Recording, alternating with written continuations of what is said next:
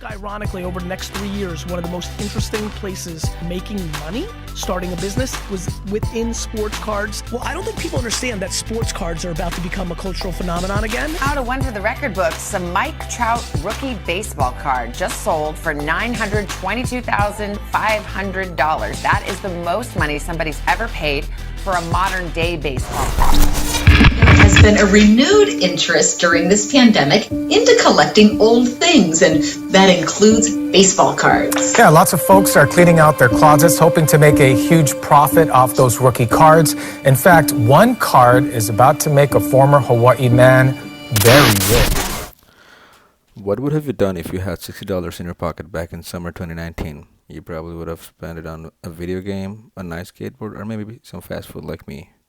But did you ever think of buying a Luka Doncic Prism PSA 10 rookie card for $60, which would have eventually made you more money in the long run, and you also would have had a lot of fun watching basketball? Nope, neither did I back then. But those who did and capitalized on those are sitting on a huge pile of cash right now. Just to show you what I'm talking about. The market high of the card was around $1,800 US in August 2020, and the lowest was I think like around $60 to $100 back in summer 2019, and that was the best time to buy it. So those of you who bought it back then are doing very good right now. So for those of you that do not know, PSA is a card grading company, and the card grading scale ranges from 1 to 10, 1 being the lowest and 10 being the highest grade a card can get. So what boxes does the card need to check off to get a 10? 4 sharp corners, 4 smooth edges, perfect centering, and clean surface. If there is a little flaw in any of those criterias, the card grade drops. So why am I comparing sports card with video game? That is a good question, and I will answer that in a minute. But let us come back to sports cards again.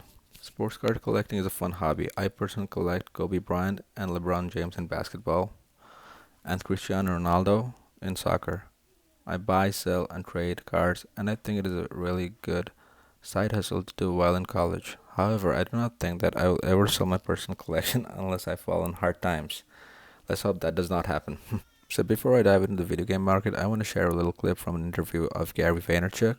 You have seen him earlier in this video, but he's a serial entrepreneur. The sports cards, I'm going to say it here now on a national stage, I believe that the culture of sneaker flipping is going to bleed into sports cards because these kids can't get enough inventory with sneakers. I bought several hundred Giannis rookies, PSA 10 Prism rookies in August before the season. They were $150 a pop. They're now trading for $380. Gambling, sports betting. Yeah. The way that Panini and Topps do things now, there's going to be a $50,000 Zion card to be had out of opening a $6 pack. What are you talking about? What do you mean? Well, I don't think people understand that sports cards are about to become a cultural phenomenon again, and so I'm just putting it on the record in media so I'm historically correct. So why do you think? Why do you sense that? Why do you it's think already that? happened. If you've been watching, the market's been moving pretty aggressively for the last year.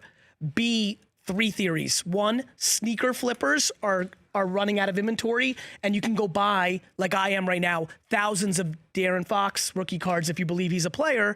You can't buy 1,000, pairs of sneakers that are going to flip. Like, you can't get enough inventory.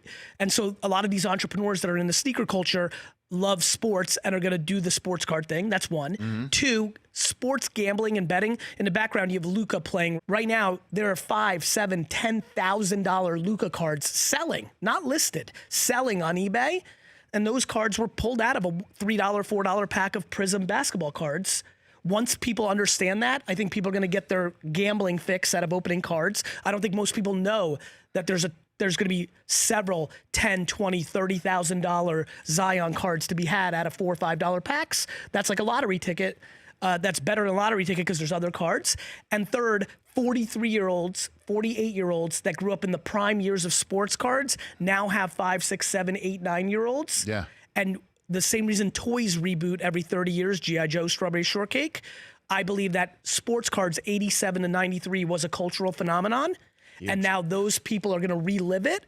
So I'm making the prediction here on the Rich Eisen show that sports cards is an incredible alternative investment for the next 3 to 5 years. Yeah, my kids love their basketball cards. Okay, but what that they about have all right the now. cards that I have? Garbage. Tens of thousands. Garbage.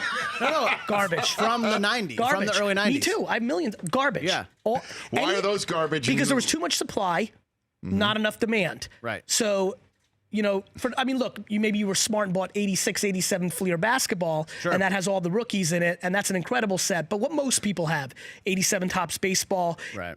Early Upper Deck, all that. Just to give you a little insight, he was talking about graded cards going for $5, $7, $10,000. They were not raw cards. So keep that in mind. Those were graded cards, graded by PSA or BGS or SGC. These three are the top 3 grading companies right now in the card industry. So now let us look at the video game market. We all know that we could have fun playing video games, but most of us never thought if there was any way to monetize it. Some did, and one of them is Kyle Giersdorf, also known as Booga. He's a 17-year-old Fortnite streamer who plays for the Sentinels, a premier esports organization based in Los Angeles that has teams across games like Fortnite, Apex Legends, Halo, and Hearthstone. Fun fact, he's from Pottsgrove, Pennsylvania. So, why did I mention Booga? On July 2019, he made history when he won the inaugural Fortnite World Cup, as he overcame 40 million competitors from around the world, and he outperformed the final 100 contestants in the finals live on stage at the Arthur Ashe Stadium. And you might be thinking what the prize money for that was. He won a $3 million grand prize at the first ever Fortnite World Cup. However, there are many other ways to make money from video games. Some of them include becoming a video game tester, starting a gaming YouTube channel, streaming on Twitch, becoming a game developer, etc.